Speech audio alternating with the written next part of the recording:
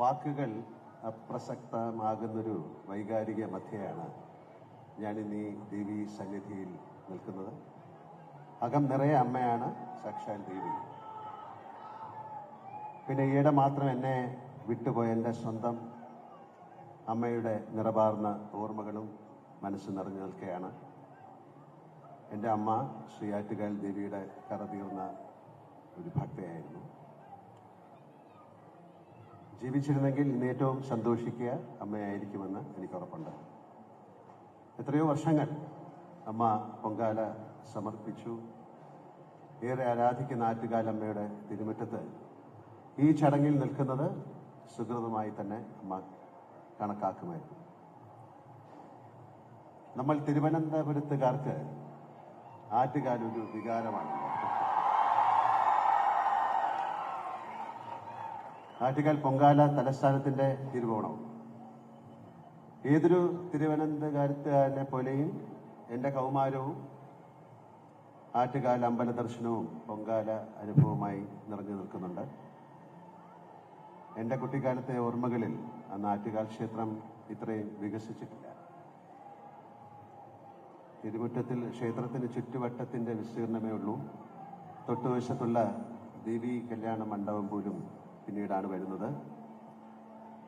ആദ്യം അതായിരുന്നു വാഹനങ്ങൾ നിർത്താനുള്ള ഇടം എന്നാണ് ഞാൻ ഓർക്കുന്നത്. ബാക്കി ചുറ്റുപാടും വയലുകളായിരുന്നു.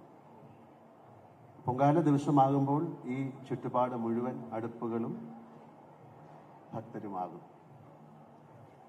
മുടവൻ മുകളിൽ താമസിച്ചിരുന്ന ഞങ്ങൾ പൂജപ്പുരയിലൂടെയും കരമനയിലൂടെയും ആറ്റുകാലിലേക്ക് പോയിരുന്ന വിളക്ക് കെട്ട് ഘോഷയാത്രകൾ ഞങ്ങൾക്കതൊരു ഉത്സവമായിരുന്നു.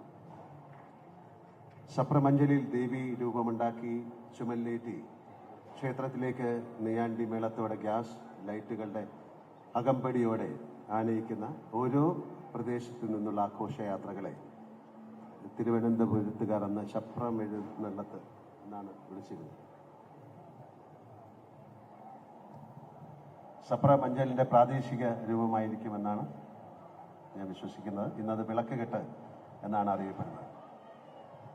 പൊങ്കാല മറ്റൊരു ആഘോഷമാകാൻ കാരണം പൊങ്കാലയുടെ തലേന്ന് കിഴക്കേക്കോട്ട ശ്രീ പത്മനാഭ തിയേറ്ററിലും കിള്ളിപ്പാലം ശിവ തിയേറ്ററിലുമൊക്കെ സെക്കൻഡ് ഷോയ്ക്ക് ശേഷം നടത്തിയിരുന്ന സ്പെഷ്യൽ തേർഡ് ഷോകളായിരുന്നു. മിക്കവാറും അത് ചിത്രങ്ങളൊക്കെ പുണ്യപുരാണ ചിത്രങ്ങളായിരുന്നു. പൊങ്കാലയ്ക്കായി വരുന്ന ഭക്തർക്ക് രാത്രി ഒന്നിച്ചിരിക്കാൻ കൂടി ലക്ഷ്യമിട്ടാണ് തിയേറ്ററുകൾ അന്ന് മൂന്നാം ഷോ സംഘടിപ്പിച്ചിരുന്നത്. അങ്ങനെ എന്തെല്ലാം ഗ്രഹാതുര സ്മരണകളുണ്ട് ആറ്റുകാൽ പൊങ്കാലയുമായിട്ട്. അന്നൊക്കെ പൊങ്കാല ദിവസം പോലും നടന്ന ആറ്റുകാൽ അമ്പലം വരെ വരാനാകുമായിരുന്നു. അത്യാവശ്യത്തിന് ടൂ വീലറിലും വരാം. കുറെ കഴിഞ്ഞപ്പോൾ ആണുങ്ങൾക്കൊക്കെ പാസ് നൽകി തുടങ്ങി.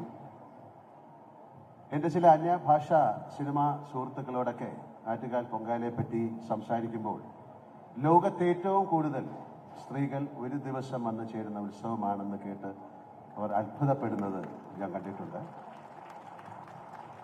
ലോകത്ത് ഏറ്റവും അധികം സ്ത്രീകൾ ഒരൊറ്റ ദിവസം ഒത്തുചേരുന്ന ഇടമെന്നതിൻ്റെ പേരിൽ ഗിന്നസ് ബുക്ക് ഓഫ് റെക്കോർഡ്സിൽ ഒന്നിലേറെ തവണ ഇടം നേടിയ കാര്യമൊക്കെ ഞാൻ അവർക്ക് പറഞ്ഞു കൊടുക്കുമായിരുന്നു. ഒപ്പം അഭിമാനത്തോടെ ഞാൻ അവരോട് പറയാറുണ്ട്, നോക്കൂ, ഇതുപോലൊരു ക്ഷേത്ര ഉത്സവവും ലോകത്ത് എൻ്റെ നാട്ടിലേ ഉള്ളൂ എന്ന്.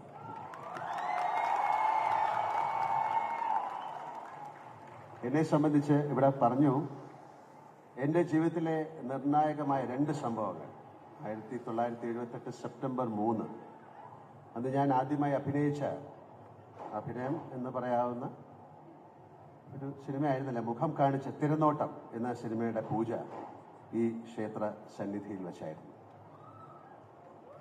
അതിനുശേഷം ആദ്യത്തെ ഷോട്ട് എടുത്ത് എൻ്റെ മുടവൻ മുകളിലെ വീടിൻ്റെ നേരെ മുമ്പിലുള്ള റോഡിലാണ്. അതിനെല്ലാം സാക്ഷിയായി ഞാനിപ്പോഴും ഓർക്കുന്നു എൻ്റെ സുഹൃത്തുക്കളായ അശോക് കുമാർ, എസ് കുമാർ, സുരേഷ് കുമാർ എന്നിവരൊക്കെയാണ്. ഞാൻ അവരെ ഈ നിമിഷത്തിൽ ഓർക്കുന്നു. അത് കഴിഞ്ഞ് എൻ്റെ വിവാഹം 1988 ഏപ്രിൽ 28 ഞാൻ എൻ്റെ ഭാര്യ സുജിത്രയുടെ കഴുത്തിൽ താലി കെട്ടുന്നത് ഈ പരിപാവന ക്ഷേത്രത്തിൻ്റെ തിരുനടയിലാണ്. ബാക്കി ചടങ്ങുകളൊക്കെ ട്രിവാൻഡ്രം ക്ലബിൻ്റെ സുബ്രഹ്മണ്യ ഹാളിലാണ്. 36 വർഷം കഴിഞ്ഞിരിക്കുന്നു ഞങ്ങളുടെ ദാമ്പത്യത്തിന്. എല്ലാം ആറ്റുകാൽ അമ്മയുടെ അനുഗ്രഹമാണെന്ന് ഞാൻ വിശ്വസിക്കുന്നു. ആറ്റുകാൽ ഭഗവതി ക്ഷേത്രം ട്രസ്റ്റ് ഉത്സവത്തോട് അനുബന്ധിച്ച് എന്നെ ക്ഷണിക്കാൻ തുടങ്ങിയിട്ട് ഒരുപാട് വർഷങ്ങളായി. എന്നാൽ പലവിധ കാരണങ്ങളാൽ ഉത്സവ ചടങ്ങിൽ എനിക്ക് പങ്കെടുക്കാൻ സാധിച്ചിട്ടില്ല. ഇപ്പം നേരത്തെ ഇവിടെ പറഞ്ഞതുപോലെ എല്ലാത്തിനും അതിൻ്റെതായ ഒരു സമയമുണ്ട് ദാസ. ആ ദാസ എന്നുള്ള വിളി അമ്മയുടെ വിളിയായിട്ട് ഞാൻ കണക്കാക്കി. അന്നൊന്നും എനിക്ക് സമയമായിട്ടില്ലെന്ന് ദേവി കരുതിയിട്ടുണ്ടാകും. ഈ വർഷം ഏതായാലും അമ്മയുടെ അനുഗ്രഹത്താൽ ചടങ്ങിലെത്താനും ആറ്റുകാൽ അമ്മയുടെ നാമധേയത്തിലുള്ള അംബാ പുരസ്കാരം ഏറ്റുവാങ്ങാനും സാധിച്ചതിൽ അതിയായ സന്തോഷവും ചാരിതാർത്ഥ്യവുമുണ്ട്. പല തരത്തിലുമുള്ള ബഹുമതികൾ സ്വീകരിക്കാൻ 48 വർഷത്തെ സിനിമാ ജീവിതത്തിനിടയ്ക്ക് എനിക്ക് സാധിച്ചിട്ടുണ്ടെങ്കിലും ഞാൻ വളർന്ന നാട്ടിലെ, ഞാൻ മനസ്സുകൊണ്ട് കുമ്പിടുന്ന ശ്രീ ആറ്റുകാൽ ഭഗവതിയുടെ പേരിലുള്ള ഈ പുരസ്കാരം അതിൻ്റെ ആത്മീയ ചൈതന്യം കൊണ്ട് തന്നെ എനിക്കേറെ സവിശേഷപ്പെട്ടതാണ്.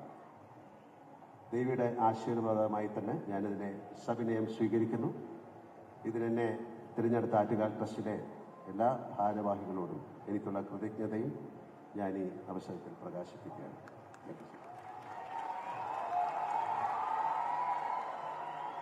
സന്താപനാശിനിയും ആനന്ദദായിനിയുമായ സത്യസ്വരൂപിണിയും ചൈതന്യകാരിണിയുമായ നിത്യനിരാമയയുമായ ആറ്റുകാലമ്മ ഈ നാടിനെയും നാട്ടുകാരെയും എന്നും കാത്ത് രക്ഷിച്ചു കൊള്ളമണേ എന്ന പ്രാർത്ഥനയോടെ അംബയെ ശരണം, ജഗദംബയെ ശരണം. Thank you very much.